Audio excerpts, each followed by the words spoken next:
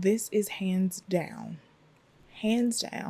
the best series I have read. There are close seconds, but this is top tier.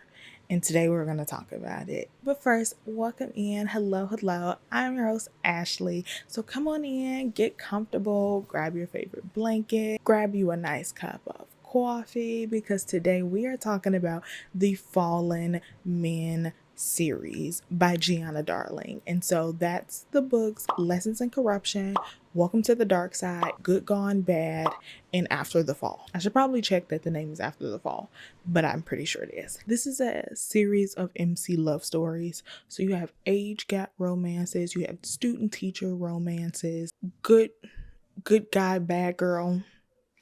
You have dirty cops.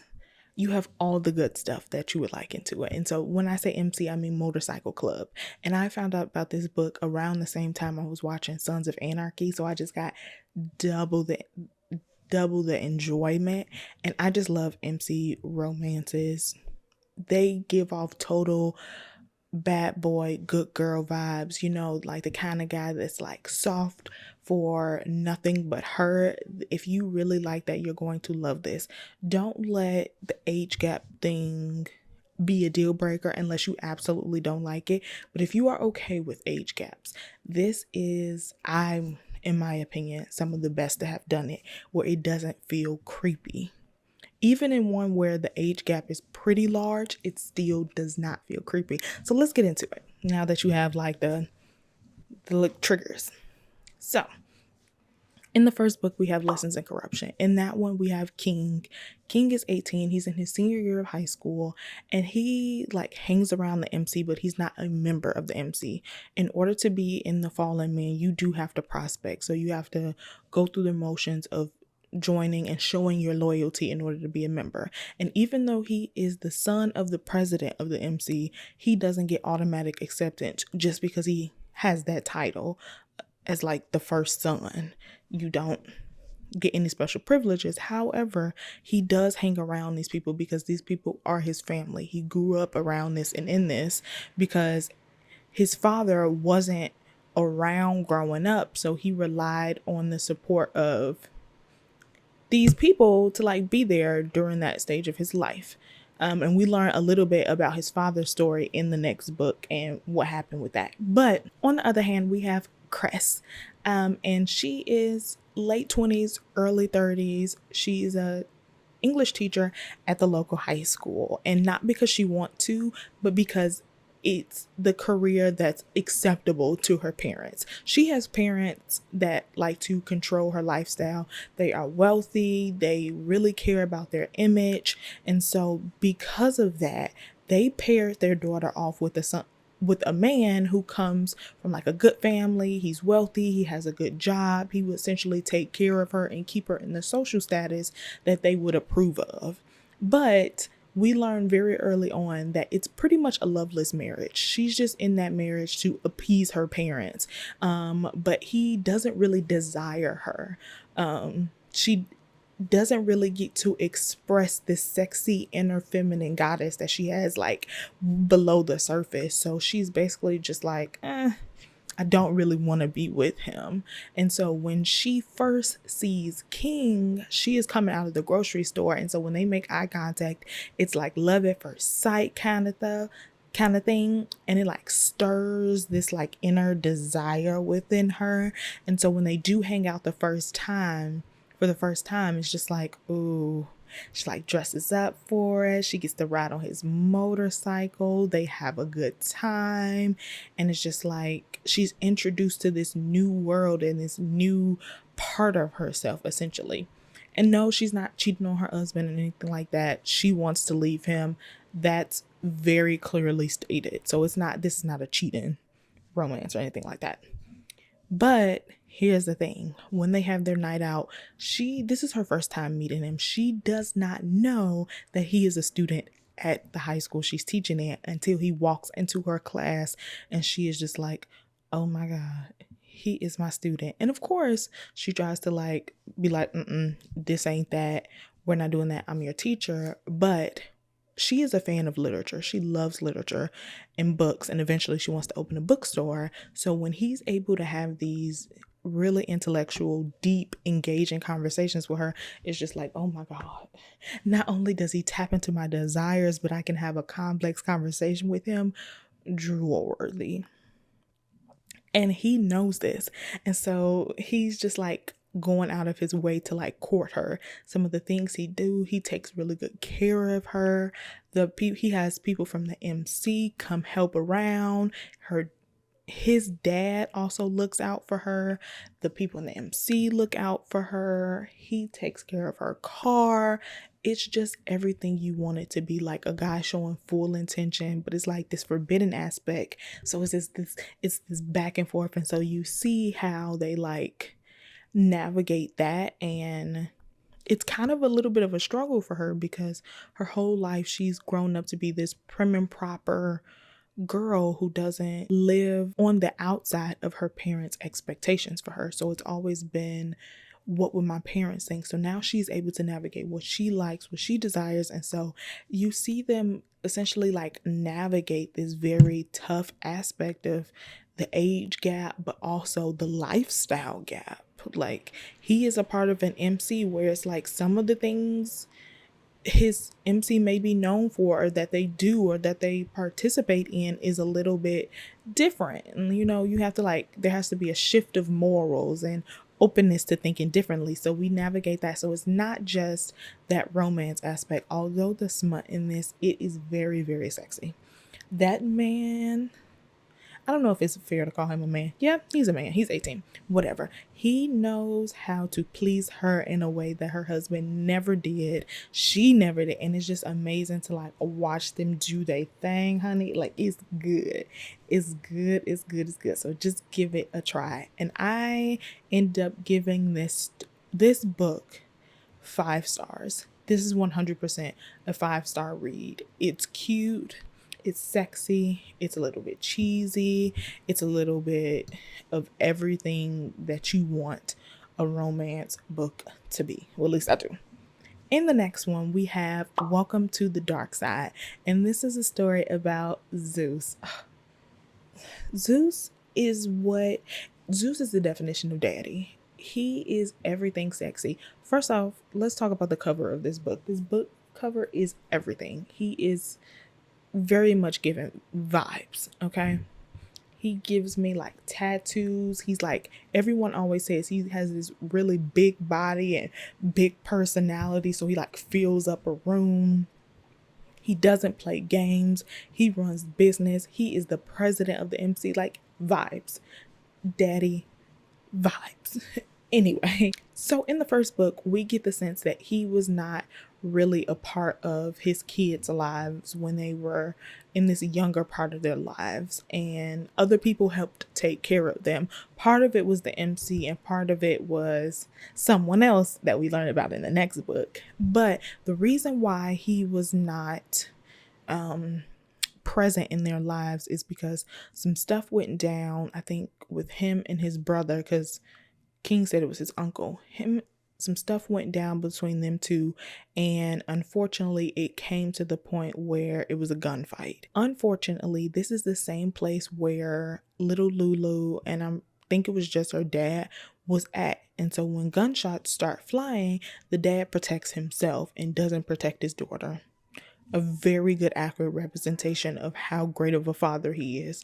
But she makes eye contact with Zeus, and he's comes across as this big looking scary guy, but to her it's like, oh, I think he can protect me. So she runs over to him, and like he does, he protects her with his physical body.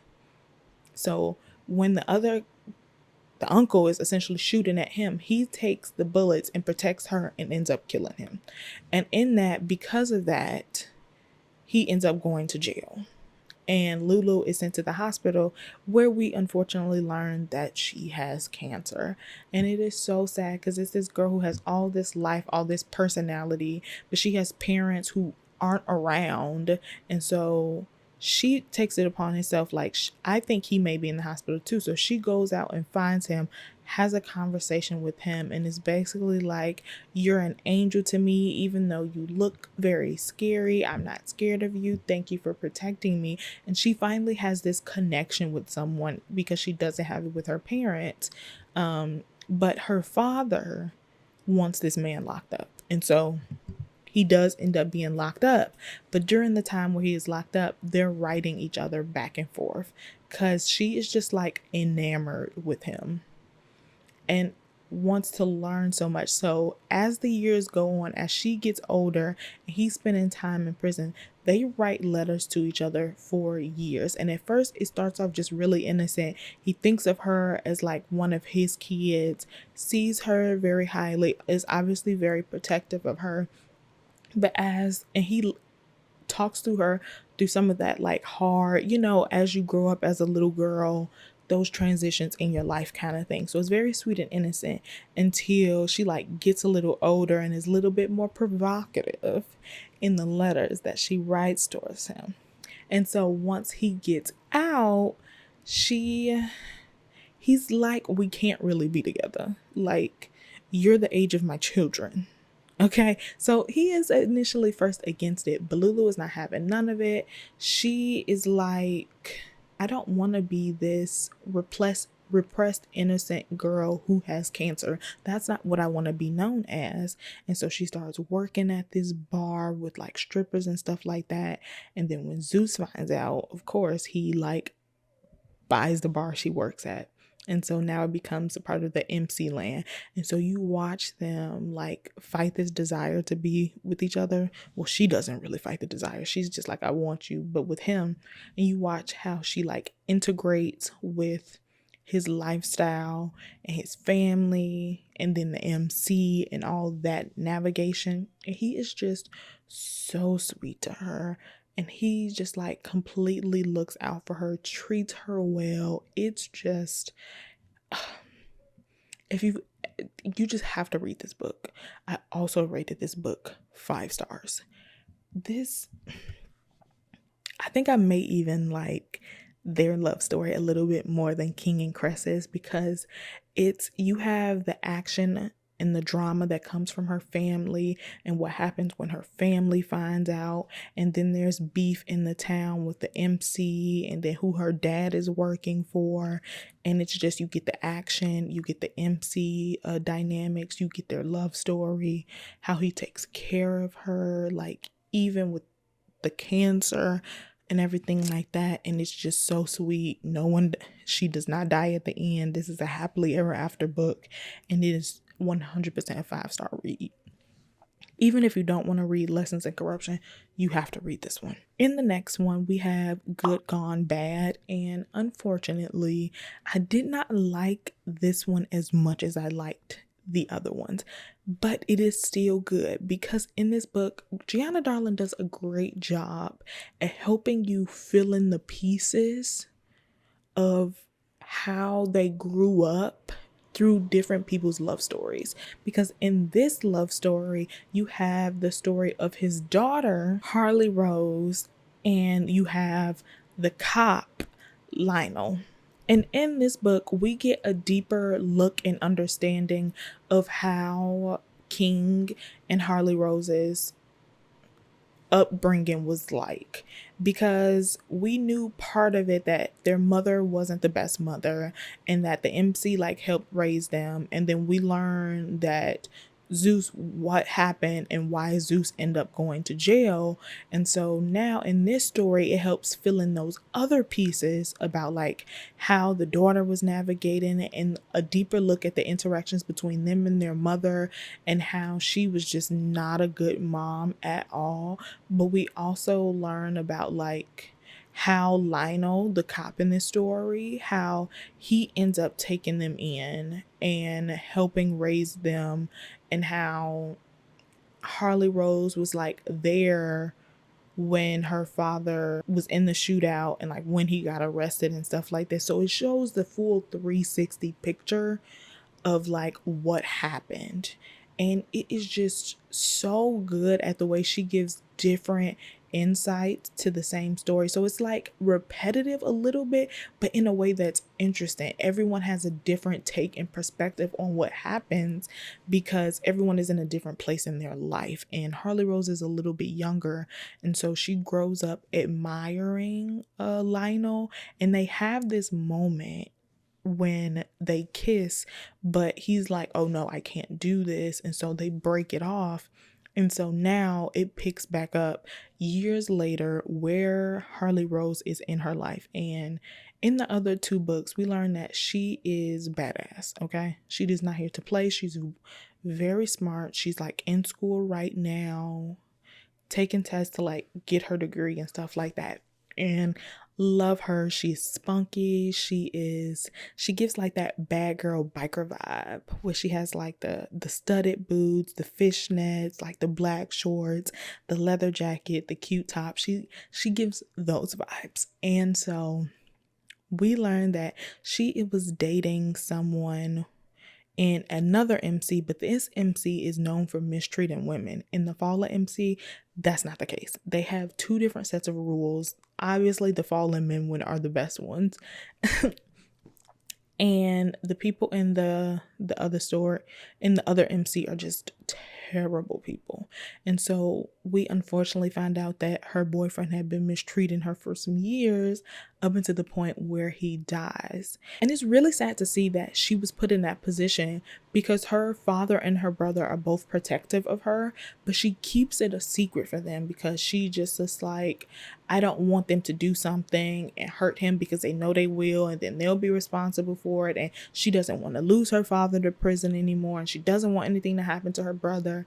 But it's also like this juxtaposition to like how badass she is, and like the people we know will protect her if she just says something. So it's a little frustrating at that point too. And it's like, so she takes it on her own to like want to bring down this other MC single-handedly. And then we learn Lionel, the cop that, you know, like raised her and she had a thing for, is working undercover in that MC to help bring it down too. So she like kind of relies on him, but kind of doesn't. She just has this mission that just won't stop her. And even though they like threaten her, they like put her in terrible situations, and she doesn't really know how to fight men. Like, she can't really protect herself, even though she says she can. When she gets in those positions where she needs to protect herself, she isn't really capable of it. So this whole time I'm reading the book, I'm just like, just tell your father. He will find out a way to do something about it. Like, I know you don't want him to get like hurt or go to jail or anything like that, but I'm just like, there's no way a woman can bring down an MC single-handedly. And then it's just like, Lionel knows about it, but it's just not the same. It just doesn't make sense. Like, you want her, she's supposed to come off as this, I'm an independent woman who don't need no man, but she does. She is not very independent, is not very strong in that sense where you can bring down a bunch of men. And it was just like, I don't know. I wasn't really feeling her and Lionel's vibe either. They just didn't do it for me. So I'm not going to say I didn't finish this book, but I didn't finish this book. So I don't really have a rating. But the parts that I did read, I gave it like a 2 stars. And the thing is, I can see why other people may like this, but just because I know we have an understanding of their family dynamic, I was just like, this just doesn't make sense to me. Like, it's okay. Anyway, moving on to the next book, we have After the Fall, and this goes back to King and Cress's love story. So that's why I said this was just like one half should all be lumped back together. And so what I love about this one again is you get, because Harley Rose iced them out, I was always like, what are they thinking about her icing them out? And so we get that perspective of during that time what's going on with them as they're like handling the beef with this other MC. And so we get that, but we also get that now that King has graduated high school, what is he about to do next? And he's about to prospect for the fallen MC. And this one is a little bit heartbreaking, but in the best way possible.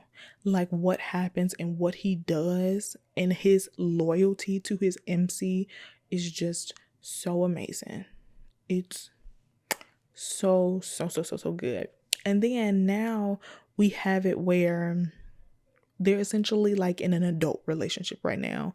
And we see Cress's place in the MC, how she's accepted it, what her role is, and like her friends and her dynamics, because she has quit being a teacher and now she owns her own bookstore. So it's this evolution of character development individually as like her own, as like an old lady. That's what they call people who are like in devoted relationships, as an old lady.